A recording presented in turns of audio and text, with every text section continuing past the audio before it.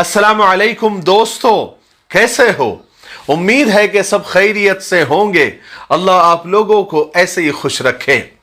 इस आदमी को आप जानते होंगे, कहीं ना कहीं आपने इसका फोटो देखा होगा या कहीं ना कहीं सोशल मीडिया पर इसका वीडियो जरूर आपके सामने आया होगा। मैंने भी इसके बहुत सारे वीडियोस देखे हैं। इस आदमी का मर्डर हो गया है, इस आदमी को कत्ल कर दिया गया है। इस आदमी का पूरा नाम सैयद ज़रीफ अहमद चिश्ती है, जिसका अभी परसों 5 जुलाई रात 7 बजे नासिक जिले के येवला तालुके में चिंचोड़ी गांव MIDC इलाके में उसके ड्राइवर और मुरीदों ने मिलकर इसके ऊपर गोलियों की बौछार कर दी, जिसकी ताब न लाकर वो जाबाक हो गया, यानी उसका इंतकाल हो गया। रिपोर्ट्स के मुताबिक पहले तो मारने वाले कातिलों ने बदहवासी में खून में लथपथ बॉडी यानी लाश को लेकर उन्होंने भागने की कोशिश की, लेकिन नाकाम साबित हुए। तो फिर उन्होंने लाश को वही छोड़कर वो फरार हो गए। असल में इस बाबा का जो ताल्लुक है वो अफगानिस्तान से था। यहां पर वो रिफ्यूजी बनकर आया था और उसकी उम्र सिर्फ 30 साल थी, बिल्कुल नौजवान।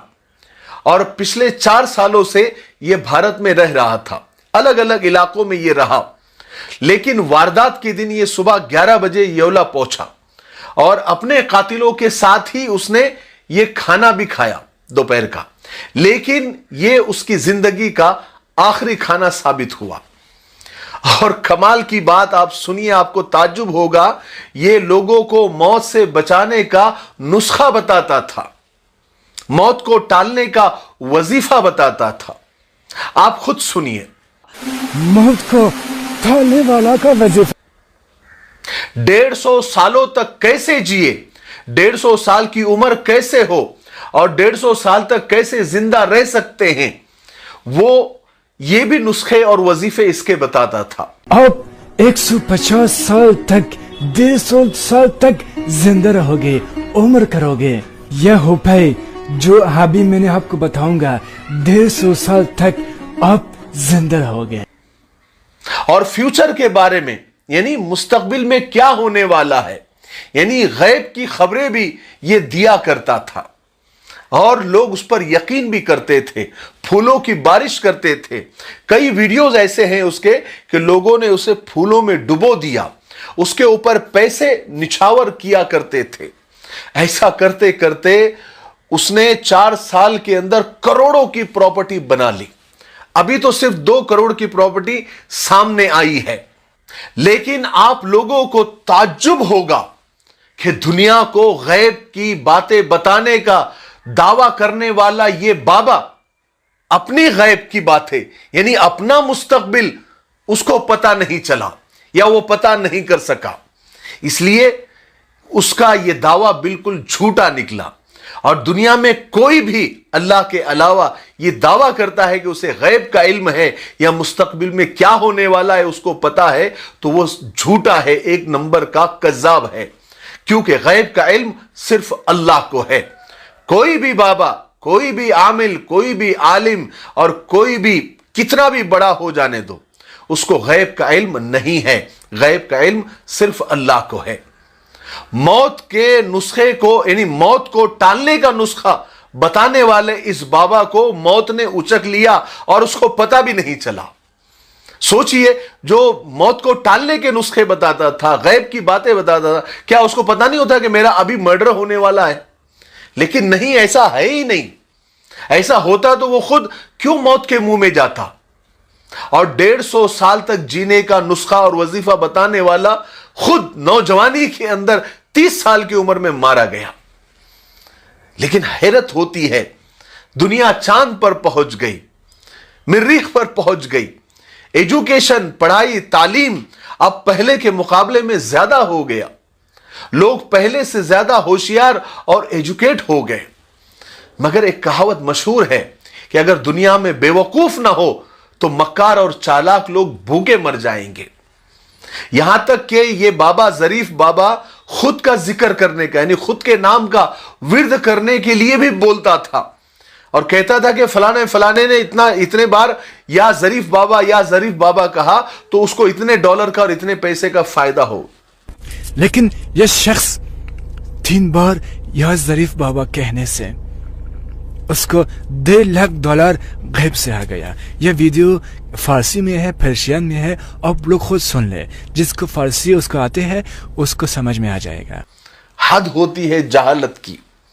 یہ اندھ وشواس ہے، اور اس اندھ وشواس اور توہم پرستی کے چکر میں یہ بابا لوگ اور نقلی عاملین کروڑوں کی پراپرٹی بنا لیتے ہیں، اور ان کے مریدین غریب کے غریب ہی رہتے ہیں.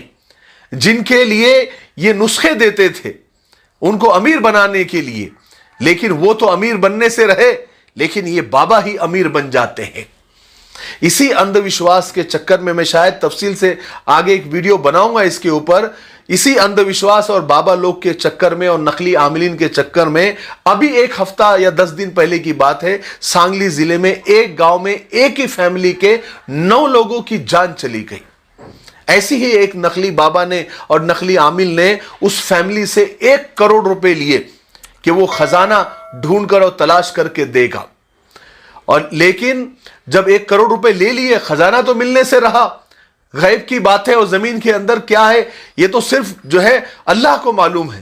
لیکن وہ اس چکر میں آ کر 9 لوگ، فیملی کے 9 لوگوں کو اس بابا نے اور اس کے ڈرائیور نے مل کر پوری فیملی کو جس میں عورتیں بھی ہیں اس کو موت کے گھاٹ اتار دیا. ارے بھائی، ہماری زبانیں سوکھ گئی، دانتوں تلے پسینہ آ گیا آپ لوگوں کو سمجھاتے کہ ان نقلی عاملین، ان باباؤں کے چکروں میں نہ پڑے. اس کی کوئی حقیقت نہیں ہے، نہ قرآن سے ثابت ہے نہ حدیث سے ثابت ہے. صرف اللہ سے مانگے اور اپنی مرادیں اور اپنی مشکلوں کو دور کرنے والا اور اپنی مرادوں کو پوری کرنے والا صرف اللہ ہے. صرف اللہ کے پاس، اللہ کے سامنے گڑ گڑائے، اللہ کے سامنے ہاتھ پھیلائے، کیونکہ اللہ ہی دینے والا ہے.